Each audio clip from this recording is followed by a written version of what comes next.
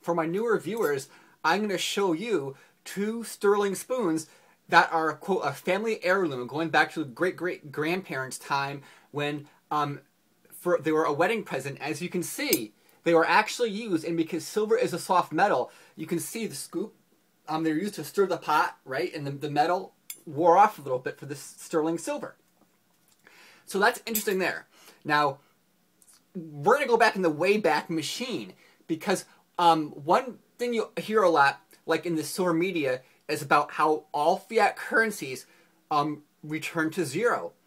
And that is a correct statement, but don't make assumptions with that correct statement.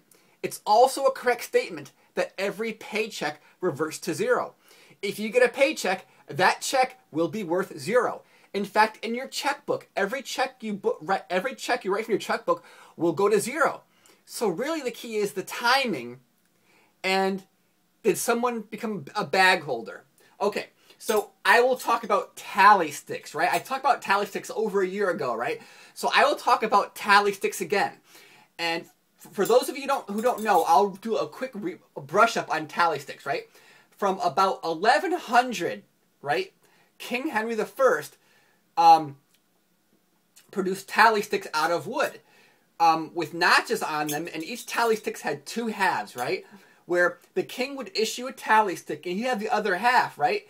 And they knew if there's a counterfeit because there would be the two halves would not match. What happened was the subjects had to pay taxes in these tally sticks, right? If you wanted to pay taxes, or I mean, you didn't have a choice. You had to pay taxes using these tally sticks, right? So this is a form of fiat currency that was not based upon debt, and it wasn't even paper-based. I mean, it was they had a printing lathe, right? Not the printing press. Well, obviously, you know, paper came from wood pulp, so it's kind of the same concept there.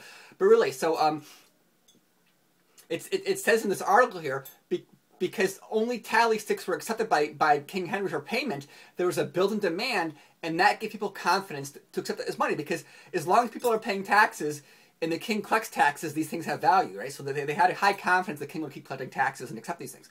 So this tally stick system worked for 726 years.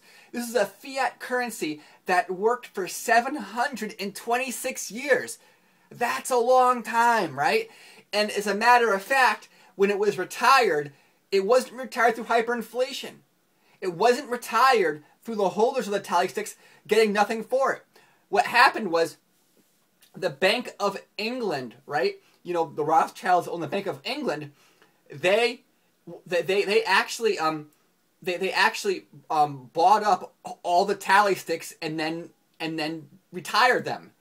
So think about it, right? You have these tally sticks circulating, and the Bank of England, they bought up all the tally sticks and essentially destroyed them for all intents and purposes because that gave them the monopoly on the money, right? So that's something to think about, is you had a fiat currency for 726 years, and there was no hyperinflation, and nobody who held the tally sticks lost their purchasing power from the tally sticks, right?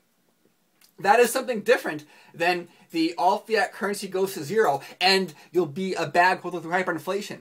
It is possible that fiat currencies will not have bag holders, and obviously they all go to zero. Just like your paycheck. When you get a paycheck, that goes to zero also. But in the meantime, you can use it, and it goes to zero when there's a, like, quote, redemption process. So what happened was the Bank of England, quote, redeemed these tally sticks and shelved them because it was a competing currency. So just think about the wealth and the power of the Bank of England to buy up an entire currency supply and retire it.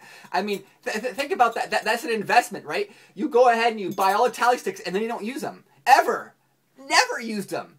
So that's something to think about there about the true statement. Yes, all fiat goes to zero, but that doesn't mean everybody holding the fiat will become a bag holder. Doesn't mean there'll be hyperinflation. Now, there is a lot of hyperinflation in fiat currencies. And here's another difference, right? This was issued by the king in a monarchy system, right? So it was a monarchy system. We have now a free-for-all system. You know, the U.S. started off as a republic, right? In a republic, you have unalienable rights, right? Now we're a democracy. It's a free-for-all, right? It's a mob rule thing, which means that what would happen if you tried this tally stick thing in a free-for-all mob rule thing? Well, I'm sure that the politicians would have no trouble keep issuing tally sticks until, you know, they weren't worth very much. But this monarchy was able for 726 years. Now, obviously, it changed from monarchy. But here's my point.